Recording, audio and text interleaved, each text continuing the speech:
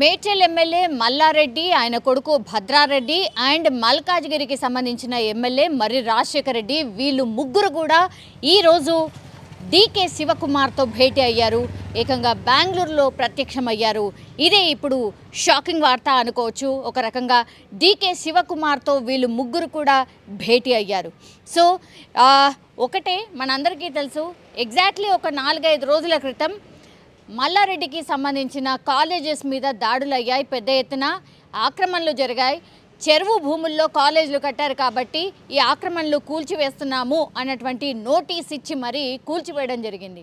So అందులో భాగంగానే ఇప్పుడు ఓన్లీ మర్రి రాజశేఖర్ రెడ్డికి సంబంధించిన కాలేజ్ ఏరోనాటికల్ కాలేజ్, అది దూలపల్లిలో ఉంది.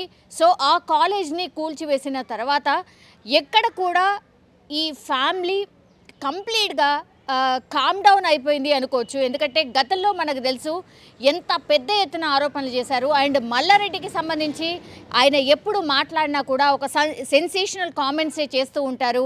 అండ్ ఎవరో ఒకరి మీద అటాకింగే దిగుతూ ఉంటారు. అట్లాంటిది ఏకంగా గతంలో ఒక 8 నెలల క్రితం, అంటే బీఆర్ఎస్ పార్టీ అధికారంలో ఉన్నప్పుడు ఈ ఎలక్షన్స్ కంటే ముందు ఆయన తొడగొట్టి డైరెక్ట్గా రేవంత్ రెడ్డికి సవాల్ విసిరారు. అండ్ ఆయన గురించి కొంత భయంకరంగా మాట్లాడినటువంటి సిచ్యువేషన్ కనిపిస్తోంది. రేవంత్ సింగిల్ అంటే అసలు మర్యాద కూడా లేకుండా మాట్లాడిన సిచ్యువేషన్. అండ్ ఆ వీడియో ఇప్పుడు ఈ కూల్చివేతల తర్వాత ఎంత భయంకరంగా వైరల్ అయిందో కూడా మనందరికీ తెలుసు. తొడగొట్టి డైరెక్ట్గా ఇప్పుడు సీఎం రేవంత్ రెడ్డిగా ఉన్నటువంటి వ్యక్తి గతంలో మల్కాజ్గిరికి సంబంధించిన పార్లమెంట్ మెంబర్ కాబట్టి ఆయన్ని డైరెక్ట్గా కామెంట్ చేసి సవాల్ విసిరిన పరిస్థితి మనకందరికీ తెలిసిందే. సో వాటికి అనుగుణంగానే సీఎం రేవంత్ రెడ్డి ఇవన్నీ కూడా మల్లారెడ్డి ఫోకస్డ్గానే దాడులు చేస్తున్నారు. సో రాజకీయంగా దెబ్బ కొట్టడానికే ఈ దాడులు జరుగుతున్నాయి అనేది పెద్ద ఎత్తున వార్తలు కూడా వచ్చాయి. అండ్ మల్లారెడ్డి ఫ్యామిలీ అయితే ఇట్లా డైరెక్ట్గా చెప్పలేదు, బట్ రాజకీయంగా మమ్మల్ని దెబ్బతీసే ప్రయత్నం ఒకటి జరుగుతోంది అన్నటువంటి మాట మాత్రం మరి రాజశేఖర్ రెడ్డి మాట్లాడిన సిచ్యువేషన్. కానీ ఈరోజు కట్ చేస్తే అంటే ఆ ఇన్సిడెంట్ తర్వాత పూర్తిగా కామ్ డౌన్ అయిపోయింది. వాళ్ళ మీద కేసెస్ కూడా నమోదయ్యాయి. ఆ తర్వాత ఎట్లాంటి అప్డేట్ లేదు. అంటే కూల్చివేతలు ఆ రోజైతే జరిగాయి, ఆ తర్వాత మరి కూల్చివేతలు ఆగిపోయినట్టే అనిపిస్తోంది. ఎక్కడ కూడా మళ్ళీ కూల్చివేతలు జరిగాయి అన్న వార్తలు అయితే రాలేదు. అయితే స్టే తెచ్చుకుంది దానికి సంబంధించి కోర్టు నుంచి అనేది కూడా ఇంకో వార్త. కానీ ఆ తర్వాత మాత్రం మనందరికీ తెలుసు, మేము ఈసారి మల్కాజ్గిరి ఎంపీకి సంబంధించిన టికెట్ని మేము ఎక్కడ కూడా ఆశించట్లేదు. అండ్ మాజీ సీఎం ఎవరైతే ఉన్నారో కేసీఆర్కి స్వయంగా ఈ ఫ్యామిలీ మెంబర్స్ వెళ్ళి మేము ఈసారి మల్కాజ్గిరికి సంబంధించిన ఎంపీ టికెట్ మేము ఇక్కడ కంటెస్ట్ చేయట్లేదు అన్నటువంటిది స్పష్టంగా చెప్పినటువంటి సిచ్యువేషన్. గతంలో మనకు తెలుసు డైరెక్ట్గా మల్లారెడ్డి చెప్పారు, ఈసారి మల్కాజ్గిరి ఎంపీ టికెట్ నా కొడుకే రాబోతోంది, భద్రారెడ్డి పోటీలో ఉండబోతున్నారు అని గతంలో అసలు కేసీఆర్ ఆ పార్టీ అనౌన్స్ చేయకంటే ముందే ఈయన్నే ప్రకటించుకున్నారు. కానీ స్వయంగా ఆయన్నే వచ్చి మాజీ సీఎం కేసీఆర్ని కలిసి మేము ఈసారి బీఆర్ఎస్ తరఫు నుంచి ఏ పార్టీ తరఫు నుంచి కూడా మేము ఎక్కడ కూడా మల్కాజ్గిరి ఎంపీ టికెట్ నుంచి కంటెస్ట్ చేయట్లేదు అన్నటువంటి మాట ఆఫ్టర్ కూల్చివేతల తర్వాత ఈ వార్త కూడా బయటకు వచ్చింది. దీనికి సంబంధించి కూడా ఎక్కడ కూడా క్లారిఫికేషన్ రాలేదు. బట్ పెద్ద ఎత్తున వార్తలు అయితే వచ్చాయి, మేము ఎక్కడ కూడా మల్కాజ్గిరి ఎంపీ టికెట్ నుంచి మేము కంటెస్ట్ చేయట్లేదు అని. సో అందులో భాగంగానే ఎంపీ టికెట్ నుంచి రేసు నుంచి మల్లారెడ్డి ఫ్యామిలీ తప్పుకుంది కాబట్టి ఇంకో వేరే పర్సన్స్ కోసం వెతుకుతున్న పరిస్థితి కనిపిస్తోంది. అయితే ఆ కూల్చివేతల తర్వాత మల్లారెడ్డి డెఫినెట్లీ పార్టీ మారబోతున్నారు. కాంగ్రెస్లో జాయిన్ కావడానికి విశ్వ ప్రయత్నాలు జరుగుతున్నాయి. ఇవన్నీ కూల్చివేతలు మా మీద ఇట్లాంటి దాడులు ఆగాలి అంటే మాత్రం ఒకే ఒక మార్గం, అది ఏంటి అని అంటే ఖచ్చితంగా కాంగ్రెస్ పార్టీలో జాయిన్ కావడం. ఈ మాట ద్వారానే ఆయన పూర్తిగా విశ్వ ప్రయత్నాలు చేస్తున్నారు. ఎట్టి పరిస్థితుల్లో కాంగ్రెస్ పార్టీలో జాయిన్ కావడానికి అయితే దారులు ఉన్నాయో అవన్నీ వెతుకుతున్నట్టు కనిపిస్తోంది. ఇక్కడ సీఎం రేవంత్ రెడ్డికి సన్నిహితులైనటువంటి వాళ్ళ అందరితోనే మాట్లాడారు. వేం నరేందర్ రెడ్డి సీఎంకి రైట్ హ్యాండ్ అని చెప్తూ ఉంటారు. ఆయన కాంగ్రెస్ పార్టీలో అత్యంత కీలకం. అండ్ ఎస్పెషల్లీ సీఎం రేవంత్ రెడ్డికి అత్యంత దగ్గర సన్నిహితుడు అయినటువంటి వ్యక్తిని కూల్చివేతల రోజే కలవడం జరిగింది. ఈ కూల్చివేతలు ఆపేసేయండి, మీకు ఏం కావాలో చెప్పండి, మేము కావాల్సి వస్తే కాంగ్రెస్ పార్టీలో జాయిన్ కావడానికి కూడా రెడీగా ఉన్నాము అన్నటువంటి మాట ఆ రోజు చెప్పడం రావడం కూడా జరిగిపోయింది. ఆ తర్వాత మాత్రం ఆయన ఏం మాట్లాడారో ఏంటో తెలీదు. బట్ ఇప్పటికీ కూడా కాంగ్రెస్ నుంచి ఒక గ్రీన్ సిగ్నల్ అయితే రాలేదు కాబట్టి ఇంకా కూడా ఈ ప్రయత్నాలు జరుగుతున్నట్టు కనిపిస్తోంది. అందులో భాగంగానే ఈ ఫోటో ఏదైతే మీరు చూస్తున్నారో డీకే శివకుమార్ ఈ trouble shooter for Congress party అంటుంటారు.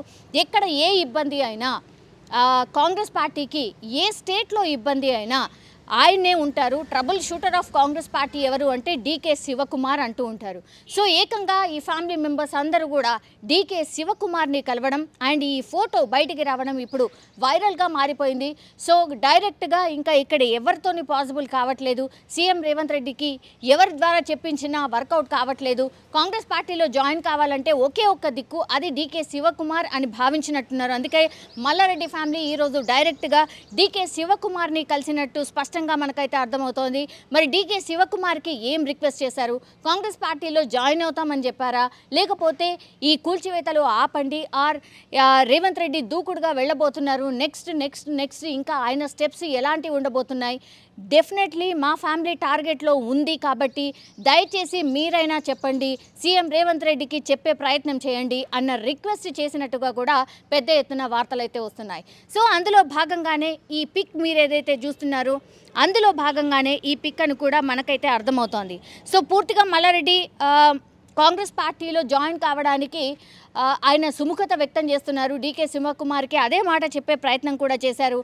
అండ్ ఇంకో వార్త కూడా ఏంటి అంటే ప్రియాంక గాంధీతో కూడా మల్లారెడ్డి ఫ్యామిలీ కుటుంబ సభ్యులు మీట్ కావాలి అన్నటువంటిది రిక్వెస్ట్ కూడా చేస్తున్నారట.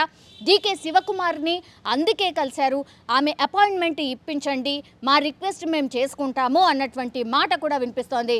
రేపు ప్రియాంక గాంధీ అపాయింట్మెంట్ ఇప్పించాలని డీకే శివకుమార్ని కూడా కోరినట్టు ప్రస్తుతం అయితే వార్తలు వస్తున్నాయి. సో కాంగ్రెస్ పార్టీ పూర్తిగా మల్లారెడ్డి ఫ్యామిలీ మీద ఫోకస్ పెట్టినట్టు కనిపిస్తోంది.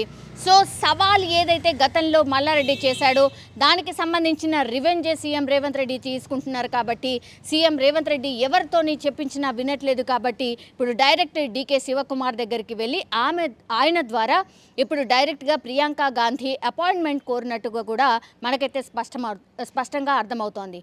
కానీ ఇక్కడే ఎండ్ కార్డు పడబోతోందా? మరి ఒకవేళ నిజంగానే మల్లారెడ్డిని కాంగ్రెస్ పార్టీలోకి జాయిన్ చేసుకుంటారా? కాంగ్రెస్ పార్టీ జాయిన్ చేసుకుంటే మాత్రం ఎట్లాంటి పరిణామాలు ఫేస్ చేయాల్సి ఉంటుంది? ఎందుకంటే బీజేపీ అండ్ బీఆర్ఎస్ పార్టీ పెద్ద ఎత్తున విమర్శలు కూడా చేసే అవకాశం ఉంటుంది. గతంలో మీరే విమర్శలు చేశారు, అట్లాంటి నాయకుల్ని మీ పార్టీ తీసుకుంది కాబట్టి ఇంకా మీ పార్టీకి ఎలాంటి క్రెడిబిలిటీ ఉంటుంది అన్న క్వశ్చన్ కూడా రైజ్ అవుతుంది. కాబట్టి అందులో భాగంగానే ఇంత ప్రయత్నం చేసినా కూడా రేవంత్ రెడ్డి కాంగ్రెస్ పార్టీలోకి తీసుకోవడానికి సుముఖంగా లేరు. అందుకే డీకే శివకుమార్ ద్వారా ఈ మంతనాలు చేస్తున్నట్టుగా కూడా స్పష్టంగా అర్థమవుతోంది. అందులో భాగంగానే ఈ ఫోటో బయటకు వచ్చింది. ఈ ఫోటోనే చెప్తోంది. సో మల్లారెడ్డి ఫ్యామిలీ పూర్తిగా సరెండర్ అయిపోయి కాంగ్రెస్ పార్టీలో జాయిన్ కావడానికి విశ్వ ప్రయత్నాలు చేస్తుంది అని స్పష్టంగా అర్థమవుతున్న సిచ్యువేషన్ కనిపిస్తోంది.